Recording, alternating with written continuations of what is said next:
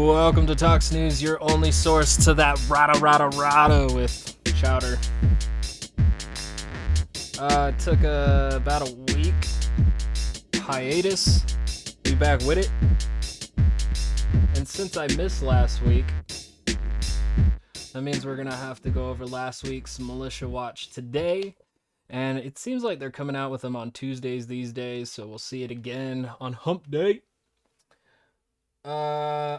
Today's a Crowder Day, if you couldn't tell by the Chowder reference, but yeah, that's what I was doing. And I'm not going to tell you the segments just quite yet because we're going to get into that sweet Militia Watch.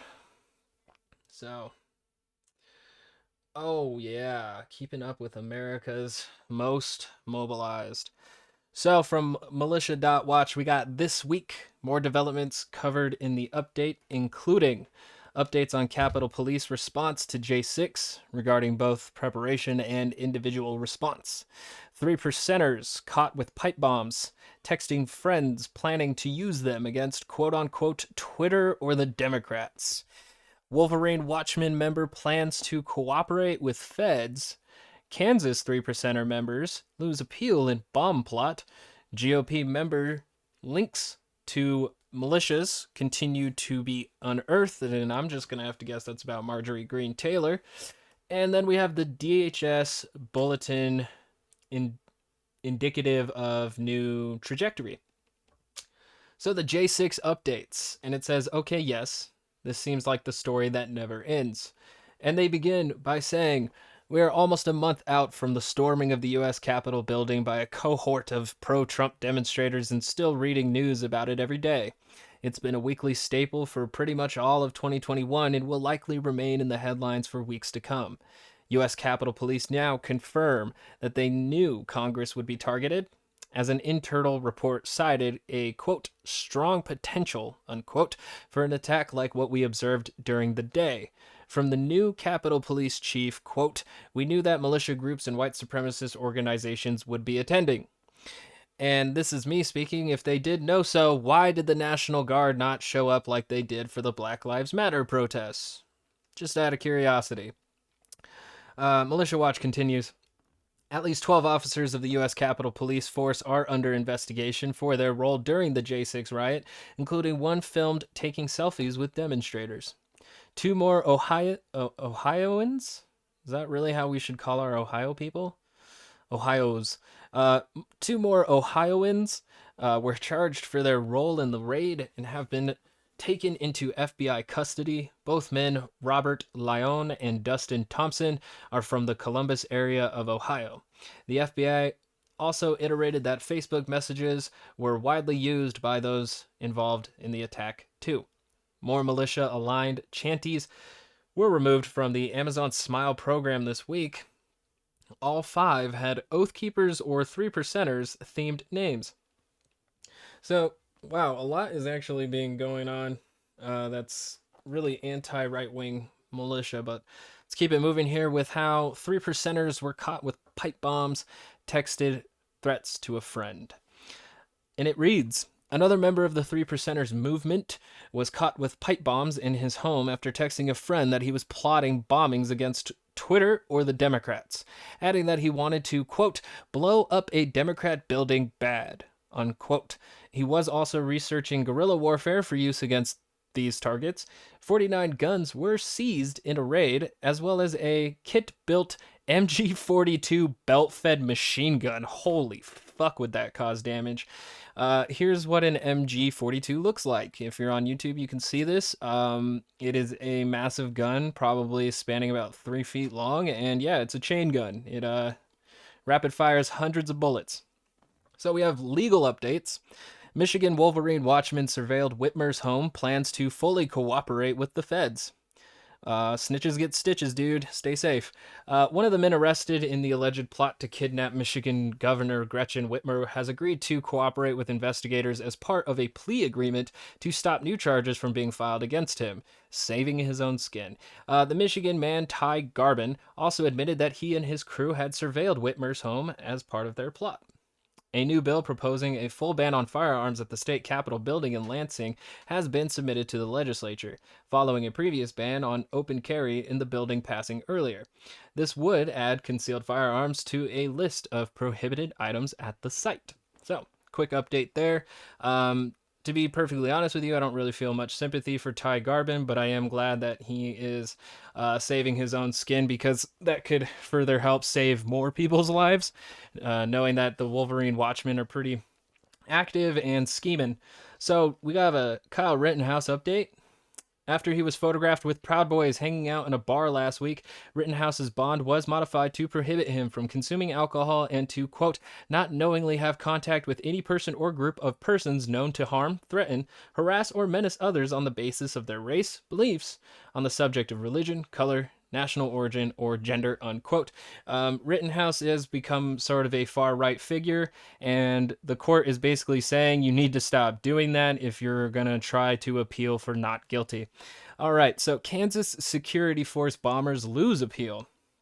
Wow, these the right wing has been really viciously active. The Kansas security force militia members accused of plotting to attack Muslim refugees a few years back lost their court appeal this past week. They claimed they were entrapped by the FBI, an undercover informant, through which they were arrested and charged. That's okay. The Kansas Security Force was a state chapter of the 3%er security force that is run out of Georgia. The specific unit of the KSF that embarked on this terror plot was a group calling themselves the Kansas Crusaders, drawing directly from the 3%ers security force leaders' discussion of an, quote, American crusade, unquote. The security force's leader, Chris Hill, currently goes by the Nom de Guerre, quote, General Blood Agent.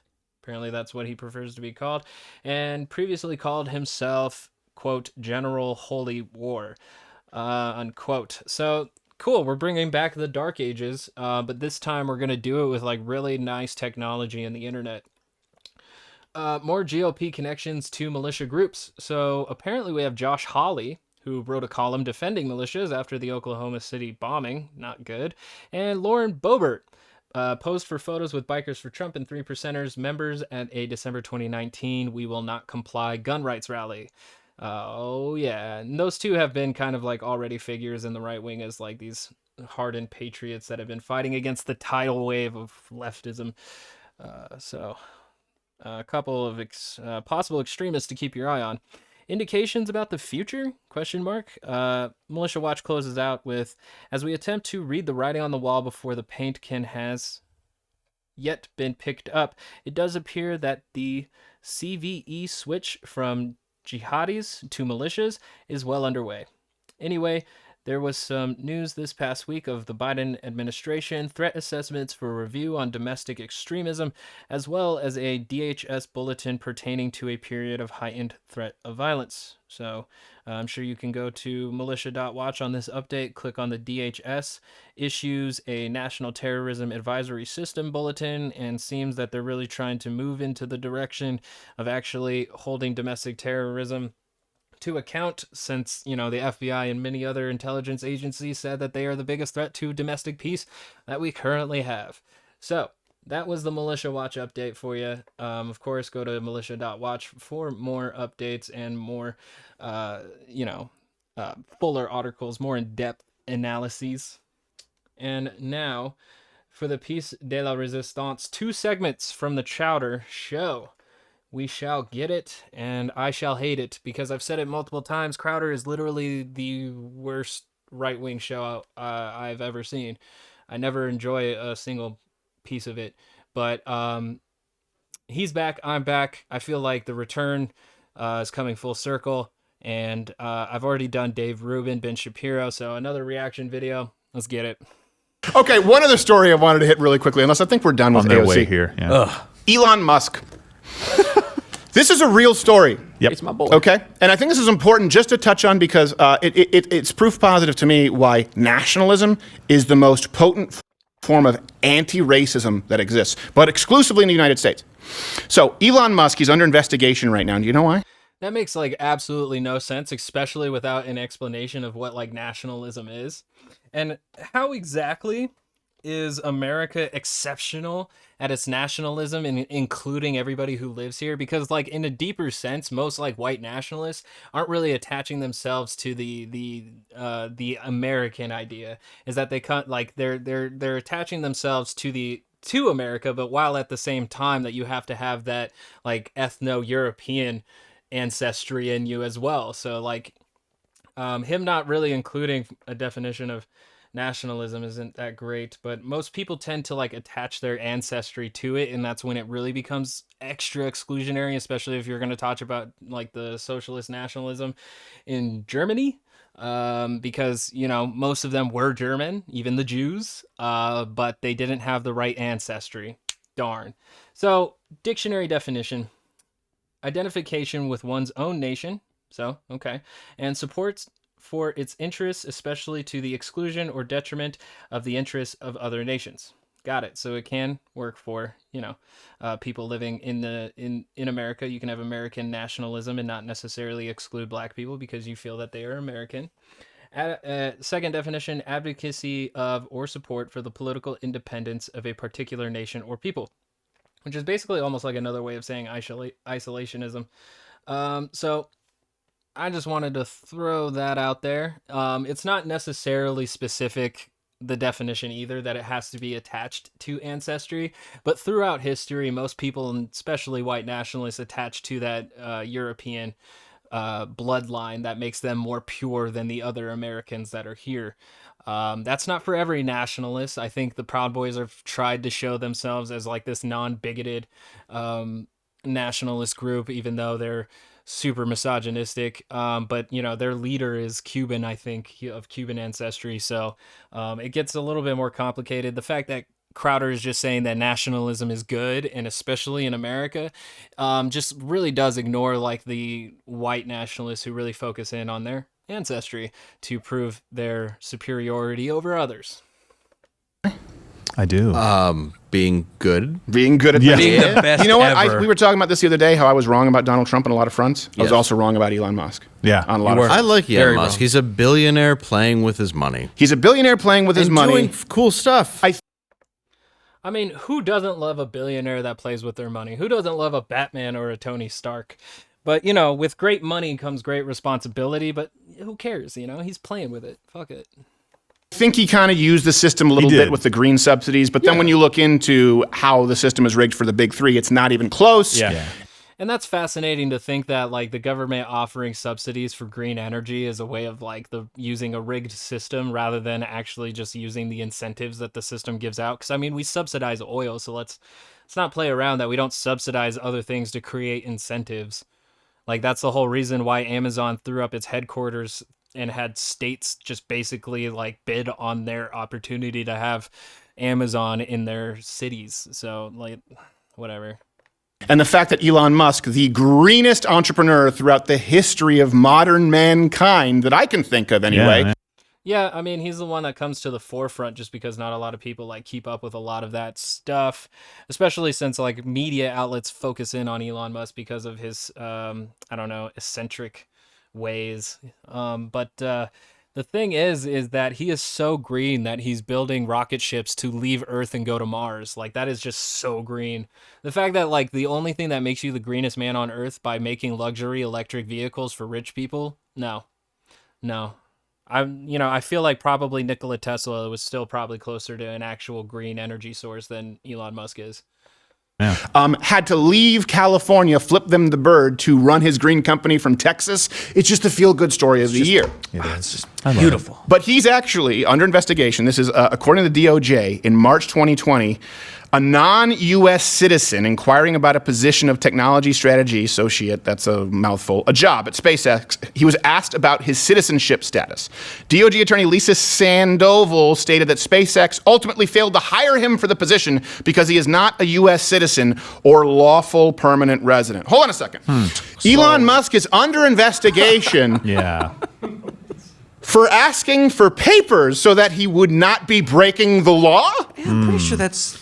And this is It's not for asking for papers. It's specifically after receiving the potential employees, or I guess the candidate's information. He decided not to hire him because of what his paper said.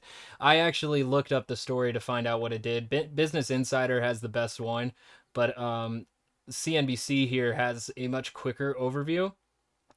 And it says that the charge alleges that on or about March 10th, 2020, during the charging party's interview for the position of Technology Strategy Associate, SpaceX made inquiries about his citizenship status and ultimately failed to hire him for the position because he is not a U.S. citizen or lawful permanent resident. So Chowder got that part right. The thing is, though, is that lawful permanent resident doesn't necessarily mean that he's here illegally. It could be a work visa. So the unfortunate thing here is the wording of it, because when you go to the actual regulation that's going on here, it's 8 USC 1324B, unfair immigration related employment practices. And it says Section A, prohibition of discrimination based on national origin or citizenship status. So 1, general rule, it is an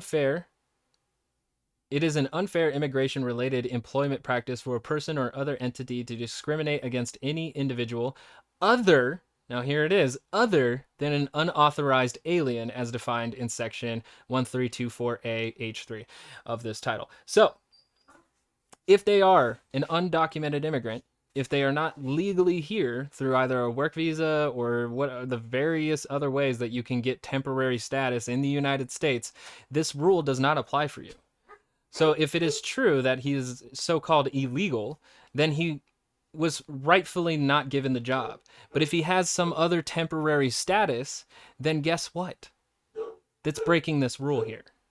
Otherwise, if it is an immigrant who is here unlawfully, Elon Musk is totally in his bounds not to hire him.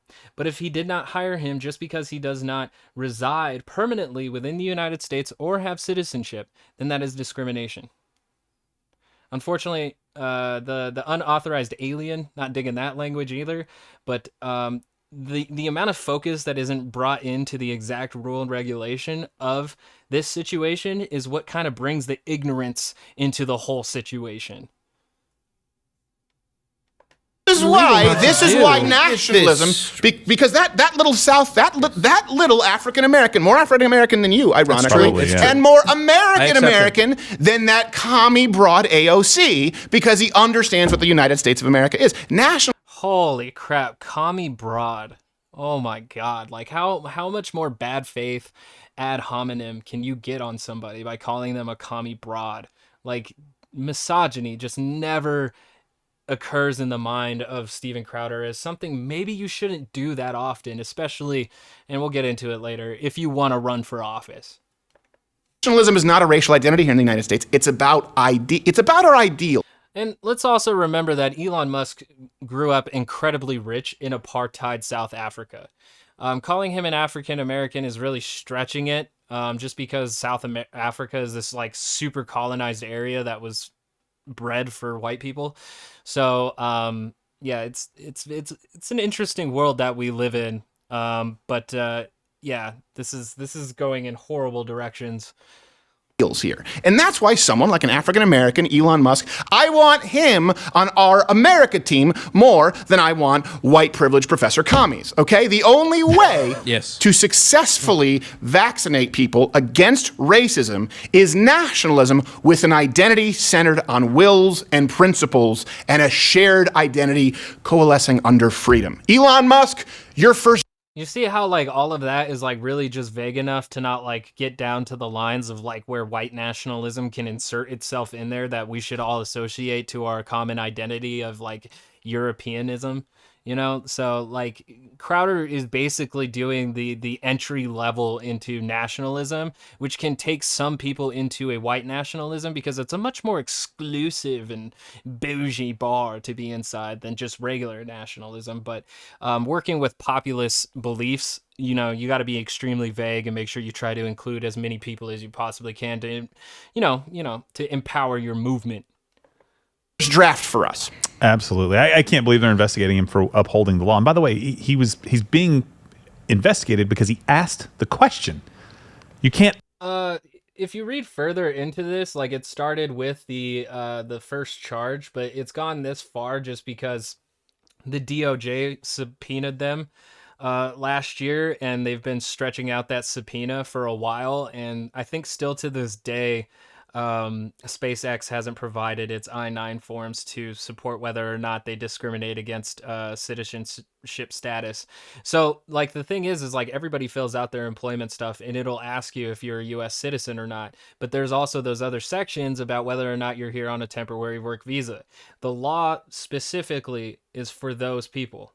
Is for the people who are here part of a temporary work visa or something of that sort. I'm not familiar with every kind of temporary stay status, but one of them that I am familiar with is green cards and work visas, and that's what this protection is for. If Elon Musk's company discriminated against somebody for having that, it is a breaking of the rule. But as we see here in this highlighted section, other than unauthorized alien, xenophobic language, but putting that aside, that means no illegal immigrants will be protected by this rule. Done. Nada. End of it. That's it.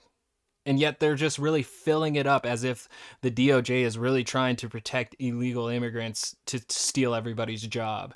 And that's why Elon Musk is this nationalist hero. Ask that question. I don't understand. People always say, why do you want to punish illegal immigrants? How about the business owners who hire them? They're the Right, ones. yeah. And Elon Musk is like, show me your papers there. And they're like, okay. They're like, this is illegal. How is that not a good thing? They're like, It's a great Because it's not what we're talking about. It's just not what we're talking about in general. But they're spinning the narrative at this point, and it's gone completely awry. Let's not forget too that after Trump became president, he had to fire several of his employees because they were undocumented, unauthorized immigrants. So, what? All right. thing. are you sure your You're social supposed- security number's 1, 2, 3, 4, 5, Yeah. 6, I'm gonna double 7, check. 8, Are you 9? sure? It's a great thing for American workers. And by the way, even if you want to grant citizenship to every single caravan that can get into a 98 Dodge sauntering on up to the border, it's a good thing for working conditions for migrants because they're on the books. That's what you guys told me about sanctuary cities, that they'd be afraid to go to the cops if they're here illegally. Don't we want people? Yes, and that's what the rule protects against. Yeah, that's exactly what this rule is protecting against, but he's conflating it in the idea that it only protects illegal immigrants, which somehow finds a way to attack every single one person in this group as if they're just immigrant. So it's very fascinating because nationalism takes precedent over immigrants in general. Until you're a US citizen, I don't even know if you'll actually fit under that nationalist nomenclature, unless for some reason you're just constantly draping yourself in like red, white, and blue American flag clothing all the time, talking about how patriotic you are, trying to get at least as many white people to believe you as you possibly can, because that's the only way to get accepted. All right, just Jesus Christ. I can't believe like how much xenophobia was fit into this one little segment. It's insane. On the books? You don't give a rat's ass about union jobs. You don't even want Americans to have jobs. The game is rigged. Yeah, and if you look deeper into that story, they actually requested a lot of files from him, and the company gave the files that they requested that pertain to this specific incident, but then they're like, no, we want everything. Probably We want all because of they this probably stuff. gave the No. And the Business Insider one goes into it more specifically about how SpaceX failed to give a lot of their information per the subpoena. So far, this story is as old as January 29th, 2021. Let's see. So, interviewed for the position in March. Made inquiries. Yep. The IER notified SpaceX on June 8th that it had opened an investigation, noting the scope of it wasn't limited to the specific complaint filed by the job candidate. It also said it would explore whether SpaceX engages in any broader pattern or practice of discrimination. As part of its investigation, IER, which is the Immigration Employment Rights section, requested documentation from SpaceX related to its hiring process. This included an Excel spreadsheet with all available Form I-9 data collected by the company since June 1st, 2019, and quote copies of any supporting documentation and all attachments. So that's when they asked for everything, right? As part of a Form I-9, which is filled in when a new hire starts. The employee has identified their citizenship status. The employer must certify that they viewed original documentation proving this. It's highly relevant, but here we go. After IER gave it multiple extensions beyond its initial deadline of June 22nd, SpaceX finally shared the information provided on the Form I-9 documents on August 28th, but refused to produce any supporting documentation, such as copies of employees' passports, driver's license, or social security cards, which IER had requested, Sandoval's filing says. So let's see here. From when SpaceX provided the Form I-9 spreadsheet until early October, IER repeatedly contacted SpaceX asking for the supporting evidence, but the company refused to provide it, the filing says. And so not providing this says that there's might be a little bit more shadiness going on. IER then obtained a subpoena from the Office of the Chief Administration Hearing Office, which SpaceX received on October 12th, asking it to send IER the relevant documents by October 22nd. In a meeting with the IER on October 20th, SpaceX refused to send the documents even after IER offered further deadline extension per the filing. So, fascinating thing here is that they are lying. They did not give them everything that they requested, and they're not wanting more. They are wanting what they requested. So SpaceX then filed a petition on October 26th, which is fair to bring up, asking OCAHO to modify to revoke the subpoena, arguing that it exceeds the scope of IER's authority, is insufficiently definite, and is not relevant to IER's investigation according to Sandoval's filing. The SpaceX also said that collecting the information would be unduly burdensome because the way it stores these documents means it would have to manually retrieve each one. So the OCAHO denied the request on December 1st. Yep. And they also rejected SpaceX's claim that the subpoena was too burdensome because the company failed to prove that complying with the subpoena would disrupt its normal business operations. Sandoval added that, quote, any burden imposed by a subpoena on an employer due to its poor record keeping is of its own making, unquote. That's funny. Yeah, almost purposely inept is a way that you could phrase that. But yeah, I just find it very fascinating that like these guys don't present the whole story, and that's just like it enables them to have so much free will in the segment because they're not really bound to like reality. So it's great that he said they already gave them everything and then they want more, and it's like, no, they asked for a lot and SpaceX has been withholding, and they had to bring in another body entity from the government to say, hey, you should respect these rules going on here.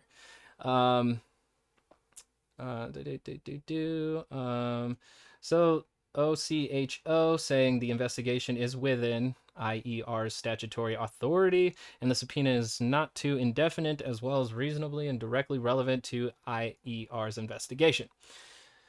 All right. So let's get back to lying. The files and complied because they didn't think there could possibly be anything controversial. No, they had to. It was a court order. Fine, you have to in their discovery process. But they were like, no, we want all of the information. No, but what I'm saying is, if I'm Elon. See, and they can't even specify what the information is. Like, this vagueness is what allows like most right-wingers to play with the malleable beliefs of their followers and viewers. And it sucks because that's not the way it's supposed to go. Like, honestly, honest reporting is giving you the story and then shutting the fuck up. That's it. That's journalism. Story, shutting the fuck up. Allowing the viewer, reader, consumer to absorb and think for themselves. But unfortunately, we've reached the part where commentation and thought leading is much more prevalent and everybody is part of it. And yeah, that's why we're here, to detox the tox. Elon Musk, and they go, hey, we want to make sure that you are not employing illegal immigrants. And by that, we want to make sure you're employing illegal immigrants. Yes, like you can't ask that. Okay, see? And they're laughing at this disinformation, even though that's specifically not what they're investigating. Like, it's not part of this protection right here that I've already gone over 3 or 4 times. So come on, guys. Like, this is just bad faith reporting. All of it's bad faith. Okay, so hold on, time out. So no sense. illegal immigrants get hired. Fine, got you. And I'm supposed to determine that how? Do you know what? This is why nationalism is an antidote to racism. It's an antidote to ethnocentrism. That makes no sense because you guys just bashed illegal immigrants for this much time, and the thing is that most people can't even distinguish between asylum seekers and illegal immigrants. That whole time with the caravan, they were calling them all illegal aliens and equating them with rapists and criminals, and there's child trafficking going on, and like you end up lump summing them with people even though they are going through the legal channels. So all of this is hogwash and is xenophobic down to what it eventually leads to. Care what Elon Musk looks like. It's kind of weird. It is. He's doing good work. It's kind of weird looking dude. But he's American in my book. He's making it work. That's what I wanted to say. That African American. See, and that's what being more nationalist actually means, is that everybody else accepts that you're American. Not so much that you think you're American, but if everybody else thinks you're American, then you fit inside that nationalism box and you'll be okay. Who, by the way, I hope he got some of that African American grant money. Yeah, truly, yeah. We haven't even looked at. Are you kidding me? His dad owned an emerald mine that he got for like pennies on the dollar. Like, the dude did not need a grant. He never needed a grant. He's been rich as fuck since he was born. Into that. Does he get Him and reparations? Charlize Theron. She got some. She did. She got some. Probably. And everyone at TLC got those midget money grants. Yeah, Did you know that if you're below 5 foot? everybody she's African Wait, there's a below? American, and it's like, that's cute. You're not. Except she is. She really is. Sorta. But that's born the in irony. Africa. She's Yeah, not but by I mean, her she is, standards. though. She's not by her Right, yeah. linguistic standards. Right. Or people want to say it's not black, it's African American. Charlize Theron and Elon Musk. Wasn't Well, no, not that African American. Wasn't she kind of on the wrong side over there? So True. wouldn't- If you count the killings. I'm not saying I think everyone's on the wrong side over there. They haven't gotten it right ever. that's true. It's a dark just like continent. it's just a pendulum swinging of genocide. They just brought back farmers because they're like, sorry, we killed you, but how do you grow stuff? we really need to know. Well, We're kind we of hungry. start by not primarily planting in sand. Yeah. Tell us more. Yes. Let me write this down. This baby cure AIDS. All right, I feel like we already got like all we're gonna get out of this. This is bad. I'd never find this show very funny, so we're gonna move on. So after Crowder misunderstands immigrant regulations, actually that video came out before, but one of his first videos back, while wearing a bulletproof vest in his own studio, we have why Crowder is considering running for office. Yay. Oh, I was going to say, do you think, you have to actually guess, do you think that in like 20, 30 years from now, we'll be looking back at this time where, do you think we'll be saying, remember when we let boys beat up girls in sports and we said there were 52 genders? Boy, that was a weird phase. Or do you think we'll just actually... I hope actually when we look into the future, we go like, oh man, can you believe how transphobic people were at the time? Just like homophobia, just like racism, just like all of that. Just like, oh man, I can't believe how many people like disliked other people. actually continue on down that trail. And Because what Crowder's like arguing here is like, oh man, I hope in like 50 years we're thinking about, thank God all those trans people are finally gone. That was a close one. Idea, because it flies in the face of biology and science. Yeah. Do you think there'll be a correction on that? I think in 20 years I'll be like, "God, it's so crazy how that world ended 8 years ago." I can't believe we're all still Oh, look, here. a roach. They're still around. I'm eating Twinkies. I am hopeful, but I think we're at kind of a tipping point with that. It's going to go one way or the other where it will either correct back or we're just going to continue on. And I think we're kind of at that point where if people can tie that kind of a social, kind of cultural fabric to Donald Trump and an outmoded conservatism, if they can do that effectively, hating against those, then yes, they can keep that and the trajectory will continue. But if we can have some people come in and espouse conservative values and not get tarred and feathered by They being will be tarred and a feathered. bigot, well, for being a bigot, right? Yeah, but they I don't have think to be Donald Trump was a little bit. bigot. I don't think so either. But he made it easy for them. Like I don't think you he's a said, bigot. I don't make think it easy. He I made think it it needs easy. to be someone who can explain his position. Yes, In other words, also, I think that almost all. Yeah, he really needed to expand what he meant by like Mexicans coming and bringing all of their rapists and murderers. Like if he really expanded on that thought, then maybe the first day that he announced his campaign for 2016, we wouldn't have thought he was that racist. Also, the build the wall thing. If he really expanded on that idea on why it's not a gigantic symbol of exclusionary racism, then maybe we wouldn't have labeled him a bigot. Maybe. Also, if he didn't start banning LGBTQ people from the military service, mainly trans people, I think it was mostly, if not only, exclusively trans people, maybe we wouldn't have felt that he was a bigot. But, you know, unfortunately, we live in the timeline that we do, and he was, and here we are. All of Donald Trump's positions were reasonable. He just didn't explain them in a reasonable way. Right, exactly. So he made it easy for them by not being clear and sometimes going on a Twitter tirade, right? So if Yeah, and it's always been this thing is that he's not a bigot, he's not a racist, he's not a misogynist, he's just dumb. Like, he just doesn't know how to explain himself. And which is like an amazing, even better reason to vote for a guy, is that he's too dumb to actually speak out his reasonable point of views. somebody can come in and not do that, I'm thinking of running for office. I never thought about running for office. I have thought about it. Honestly, What would you run for? Is maybe it premature? governor of Michigan. Ooh. Oh, I'm down. You should. Yeah, I don't think Crowder can be a president. I think he was born in Canada, so I think that actually bans him from holding presidential office. Him and Tom McDonald. No, it says American. Was he born here? Huh. No, American Canadian. He has dual citizenship. That's really cool. A guy who's like super nationalist and super like patriotic has dual citizenship. That's amazing. You gotta love that. Where was he born? Can I just get that real quick? No, he was born in Detroit, Michigan. So I guess no, I guess he could be president. Fuck. All right. Or maybe mayor, politically. or maybe mayor of some town in Michigan, someplace I could actually make a difference. And here's what I would just. And he's being a little bit more sensible than, say, Candace Owens. Candace Owens, like, came out on Twitter and says, I think I'm going to run for president. And it's like, man, like, you think you got as much power as Trump does? Like, the boomers don't know who you are. And most millennials ain't feeling you. So, I mean, try a local office before you hop into the big ring, because otherwise you're just going to get up there and be like another Sarah Palin, and this ain't going to be fun. Like, maybe it'll be fun for Tox News, but it's not going to be fun for the Republican Party.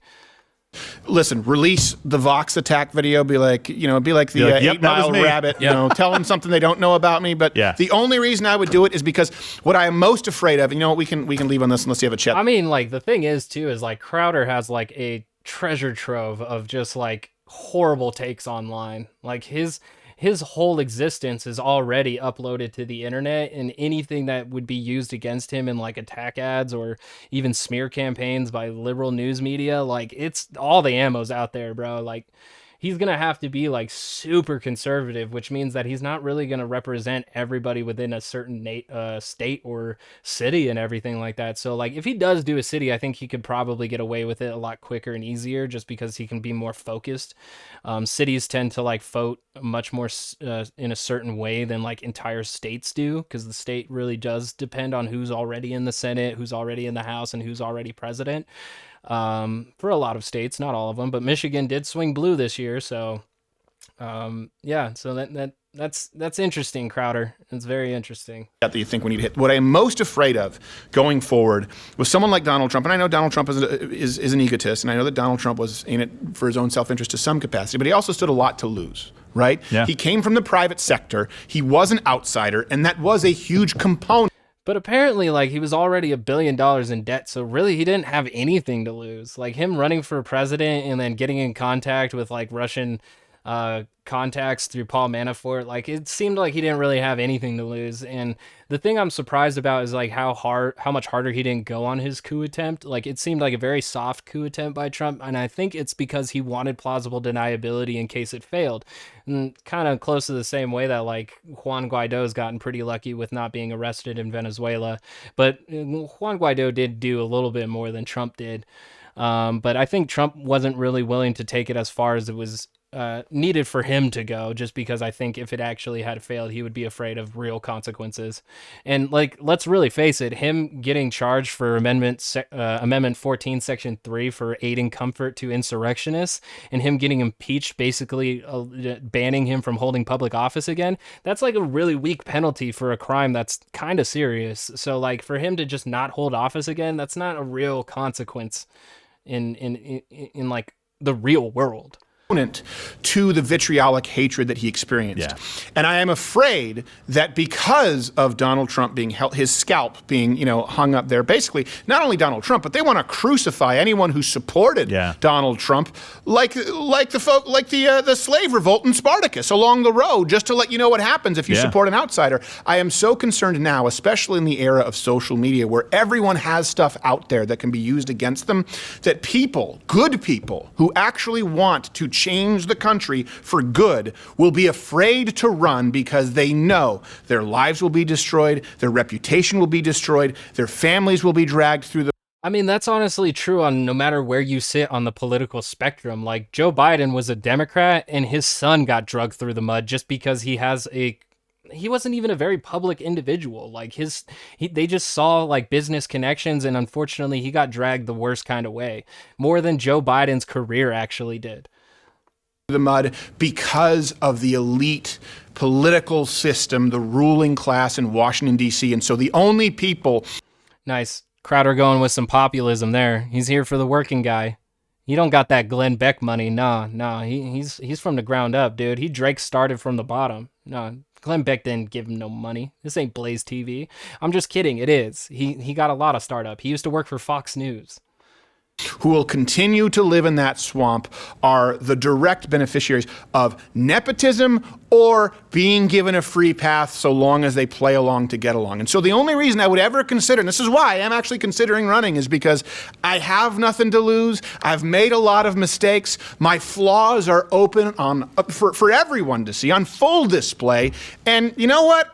Yeah, and I mean, that's part of the thing is no matter what criticism I have or anybody who's more prominent on the left has of Steven Crowder, most of his people that are already following him aren't going to think any less of him as like more information comes out during his campaign. And the thing is like they're probably already going to be well aware of it because they've been watching his show for years. So like Crowder has a pretty firm base that he possibly could do really well in an election process, but is he able enough to convince the people who have never seen his show before, which is mostly like above the age of probably 40? I don't want people to feel like there is the government who rules over them. The government is meant to be ruled by people who represent you. It's meant to be ruled by people like you. And I don't just mean... It's not supposed to rule over you, but it's supposed to be ruled over you by people who represent you. Like, I had a pretty hard tweet storm the other day about how dumb representative republics are, because direct democracy would actually support directly to the people rather than having some guy that is actually funded by corporations who pretends to represent you. Yeah, that's hilarious. Ivy League educated Harvard grads and lawyers and think tank elites. I mean small business owners. I mean people out there who maybe you run a construction company. I want all of those folks out there to feel as though they can represent their constituents without fear of having their life being destroyed. And that is what I am most worried about. Wait. He wants small business owners and workers to represent their constituents without feeling like they'll be attacked. Like it's just like, it's hard for me because like people in Georgia really aren't, not Georgia. Is it Georgia? I don't remember where Marjorie Greene Taylor is, but a lot of people who aren't like supporters of Marjorie Greene Taylor are having a really hard time believing that she's in office just because of the wild accusations and conspiratorial things that she said. And so she's had to go like on this like apology tour to basically redact. And there was a news story that said Marjorie Greene Taylor says 9/11 happened. And it's like, what the fuck, man? Why is this even news? Like, why are we getting pulled into this story of this lady who's finally coming to terms with reality because her conspiratorial thought is more likely to get her in trouble than actual success in politics? So when you have a candidate like that, especially with Trump, who was like the leading, a third of COVID disinformation came from the president of the United States at that time. So him receiving all of that flack for representing disinformation, justified. Seems justified. With the fallout and the public crucifixion of anyone, including a lot of good Americans who love their country and supporting Donald Trump. And that's the only reason I have ever or would ever consider running for an office where I felt I could make a quantifiable difference, and I'd have to give all of this up. But you guys let me know what you think. It's not something that's on the near horizon. I mean, he would only have to give it up for a little bit, but at least he's letting the Republican Party know, like, hey guys, I will totally shill for you. I am here for that. Like, look what I've been doing for my show for so many years. I will shill the fuck out of my office for you. And the thing is, though, is that if he loses or if his term is up and he decides not to run again, he can just go back and start his show again. And that's the thing that Mike Pence is doing right now. Mike Pence is starting a podcast. So all of them are acting like they have nothing to lose. But the thing is that when they go into politics, they actually do gain a bit of clout, especially with the right-wing media that tends to paint them in a brighter light than they actually live in. But it's something that's been percolating. All right, thanks, Crowder. Don't run. Don't. I don't want you to make videos either, but I can't control everything. And a Serenity Prayer once said that I have to have the strength to accept the things that I cannot change. So we are going to get into this PragerU video for a wrap up. It does not have Crowder in it. So if you were here purely for the Crowder reaction, fuck off. Because now we're going to get into why capitalism always wins. There are many in the West, including many... Nikki Haley again? Oh, she's becoming like one of the more prevalent ones to like pop up in these videos. ...who should know better, who find it difficult, unpopular, or just plain embarrassing to defend capitalism. I take the opposite view. We should double down on it. For a very simple reason. It remains not just the best, but the only chance for the least fortunate in the world to make life better for themselves and their children. That's a wild kind of belief to have when like growing income inequality is just like becoming wider and wider in the gaps. So that's weird that you would double down on that and thinking that like at some point when they reach the top of wealth inequality, that somehow the bottom's just going to start rising after they've hoarded all the money. And this is, again, like some capitalist realism where you can't think of outside of the system that you live in because it's just so prevalent in everything that like any other kind of system would actually just ruin society rather than, you know, maybe making it better. Children. And the more we see of capitalism's rival, socialism, the more proof we have that capitalism is the way we want to go. And it's really hard just because like socialism hasn't been fully implemented. And again, like whenever they're going to use socialism, I'm going to say that that is a socialist state, even though the means of production are not in the workers' hands. They're not working in a classless society, or that there's direct democracy going on here, or workers' co-ops. So, you know, we're going to be looking at dictatorships in this comparison. So it's not necessarily socialism. Yeah, here we go. Bad faith. I've seen this over and over again, from my own childhood to my time as governor of South. And the thing is, too, is that actually if you look at these so-called socialist states like, I don't know, Vietnam, they did much better with the coronavirus response than the United States did. And all of the democratic socialist states that are out in Europe all did better than we did as well. So if we're going to compare capitalism to socialism when it comes to healthcare, we know America's failing. We know that. It's in the statistics. America has some of the worst healthcare. But once you get to the higher pay rise, then it's some of the best that you could ever get, as long as you know you can afford it. South Carolina to most recently and most dramatically during my tenure as U.S. Ambassador to the United Nations. I grew up in South Carolina as the daughter of Indian immigrants. My mom started a small shop selling clothes and gifts that grew into a successful business. She showed my brothers, my sister, and me what it meant to live the American dream. As my mother's story so vividly illustrates, America is a country where people can find jobs that match. I don't know how the story really vividly demonstrates when it's like one anecdotal, vague story. Like, my mom started a business, the business was a success, and we lived the American dream. That's not vivid. That's barely even a description. Their talents and passions. Some Americans take this for granted. Which is funny because they say that liberal arts degrees are a bunch of waste of time when it's actually Americans chasing their dreams. So, rest of the world envies it. As governor of South Carolina, I marveled at capitalism's power to improve lives. Our pro-free market policies helped bring in more than $20 billion in investment and created jobs in every county of the state. Those jobs I mean, yeah, the capitalism is pretty effective at doing that. When you start small businesses, it does create jobs. It does create, production and generates money. Like, yeah, that's what capitalism does, especially when you live inside an entire nation built around the whole fucking idea. provide dignity and purpose. And as I often say, when you give a person a job, you take care of a family. During my time as the U.S. ambassador to the UN, I was reminded that not every country enjoys the same freedom and prosperity as America. More than 1.5 billion people still suffer under socialist regimes. In 2018, I stood on the Simon Bolivar Bridge at the border of Venezuela and Colombia. I watched thousands of Venezuelans cross into Colombia for the only meal they might have that day. Yeah, and the Nicolas Maduro is a very terrible leader, and his hyperinflation of their currency had led to like mass starvation.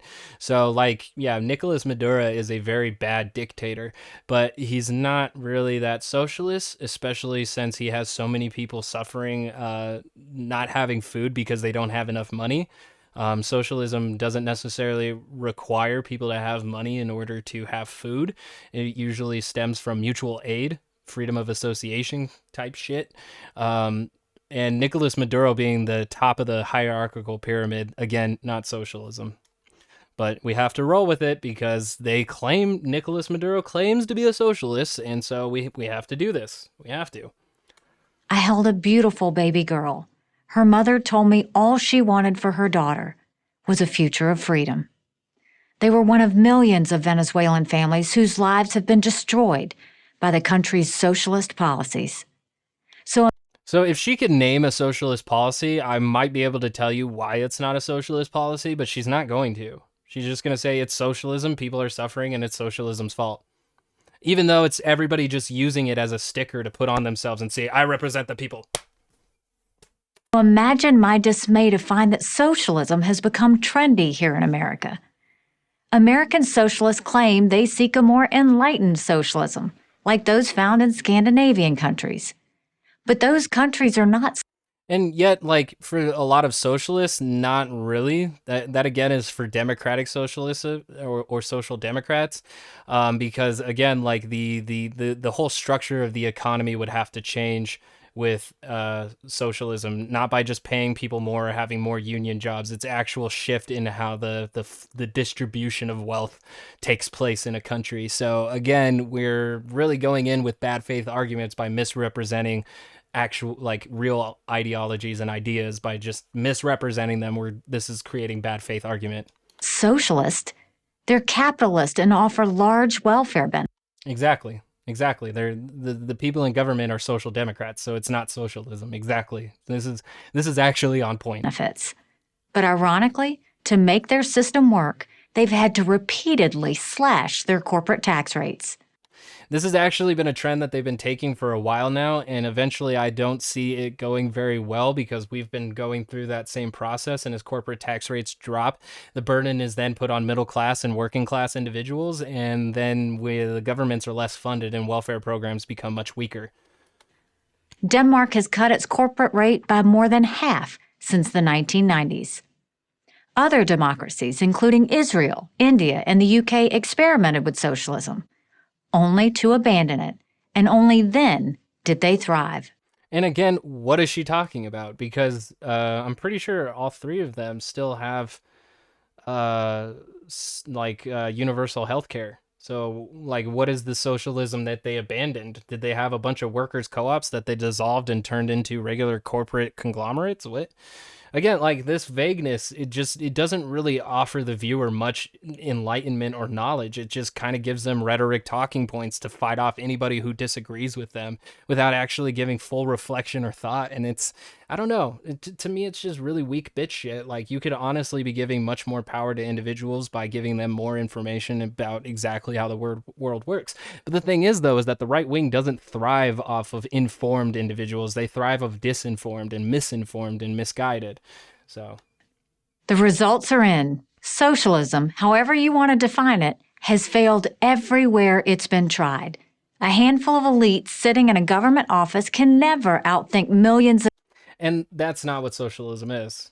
That's an oligarchy. Like, again, she doesn't even know ideologies or like how systems of government, what they are. Like, this is bad. This is bad information because she doesn't even know what she's actually talking about. A room full of elites making decisions on everybody, that's an oligarchy or an aristocracy. That is not socialism. And you can do that. You can find that out by going to a poli-sci class to get a full understanding, or you can just read the fucking dictionary.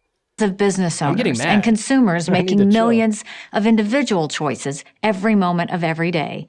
You'd think we'd have gotten the message by now. An entire generation of American adults are too young to remember the suffering socialism caused during the last century.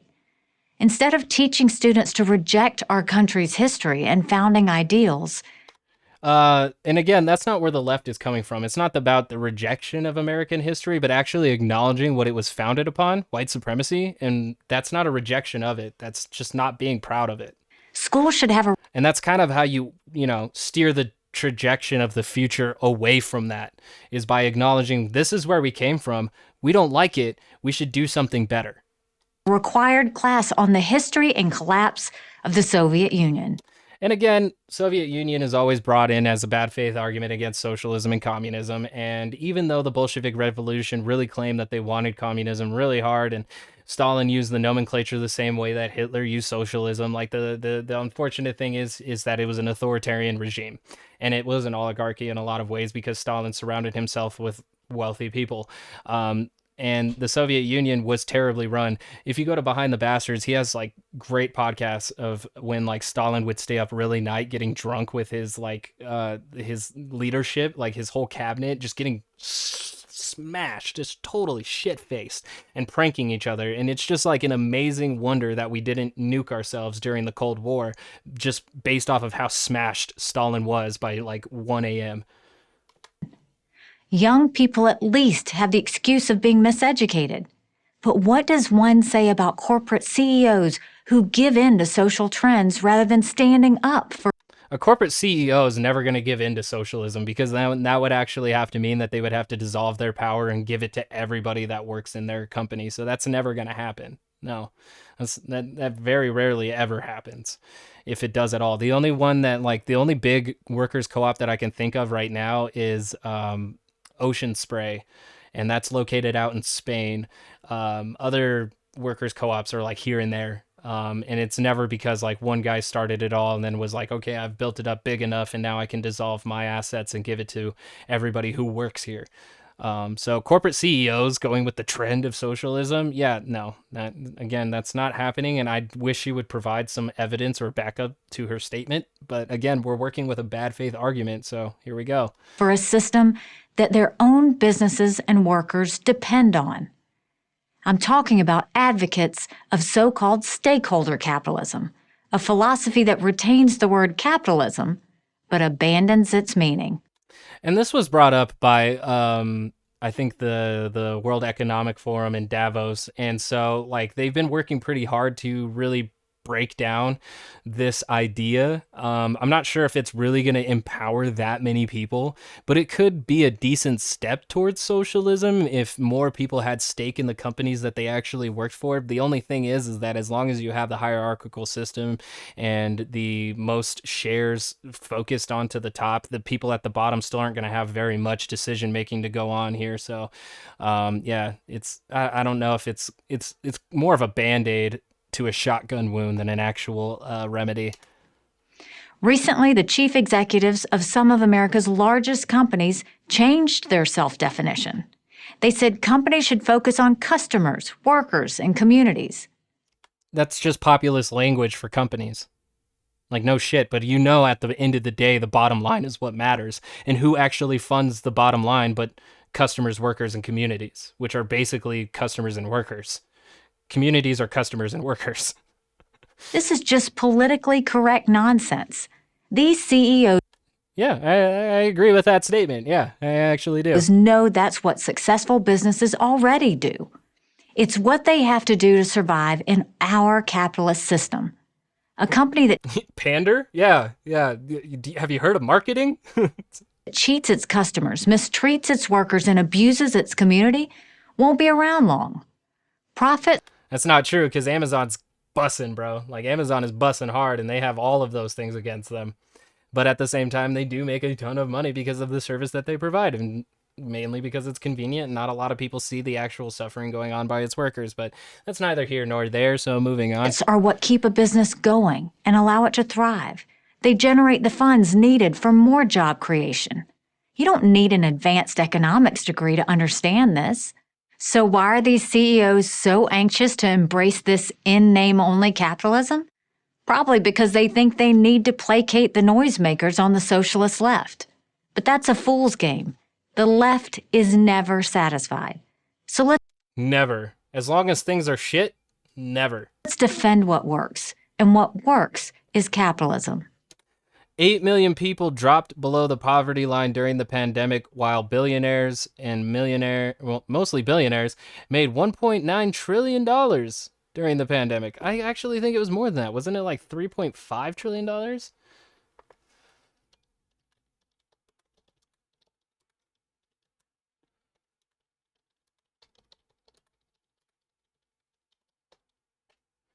$40 million facing eviction and 8 million dropping below the poverty line. But we had reported October 30th of 2020 how billionaires got $637 billion richer, while 8 million dropped below the poverty line. U.S. billionaires gained almost $1 trillion in wealth, while 8 million Americans dropped below the poverty line. Net worth of U.S. billionaires has soared above $1 trillion, while 8 million Americans dropped below the poverty line. I cannot stress this enough. Well, this one says $10.2 trillion. Billionaires' wealth rises to $10.2 trillion amid COVID crisis, reported from The Guardian. And let's remember, this was when 8 million people dropped below the poverty line, 40 million facing eviction. So during a crisis, capitalism is especially horrible because during a crisis, it only exacerbates the situation because, again, what is most important is making that bottom line go higher. Until the unforeseeable shutdown of the economy as a response to the coronavirus, it was working better than ever. Unemployment was at a 50-year low. Wages were rising at the fastest rate in a decade. More women and minorities were working than ever before. Poverty was at a record. But then during an emergency, when the nation really did come together, it got worse. All of that got worse. And the president did absolutely nothing to alleviate that, and the system allowed everyone to fall through the cracks. So during an emergency and during a crisis, capitalism is actually one of the far worse systems to have. Low in America. Let's get back to that as quickly as possible. There's only one way to do it. Capitalism. I'm Nikki Haley for Prager University. Capitalism got us in this mess, and capitalism will get us out. And that has been Tox News for this wonderful Monday. Follow me on Twitter at ToxinPod, ToxnPod. Watch the YouTube channels, Tox News, writingsporedumrebellion.net. I don't know, mixtape dropping this summer. Who gives a fuck, man? YOLO, dude. I don't know. Do you and stay beautiful. That's all I got. That's all I got. We'll be back Wednesday for another regular episode and another Militia Watch update, hopefully. So stay frosty, because more Tox is plenty on the way. Outro? Are you gonna come in and get me out of here? Yeah.